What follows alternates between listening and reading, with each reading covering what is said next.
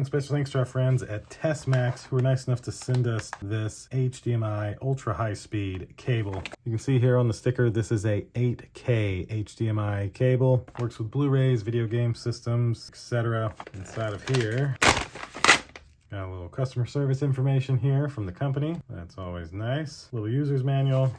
So it tells you some of the specs and all of that information. It is certified. It has 48 gigabits of bandwidth. Wow, that's a crazy amount for a cable. And then this is the cable. So they include 2 of these nice, even branded ties for the cable. Love how these pull apart. Just bam, so easy. You can see a nice little Tesmax logo there. There's your connector. Same on this side, 8K, 10K, ultra high speed. Love the design of this cable. They even like got the T logo there. That's very nice.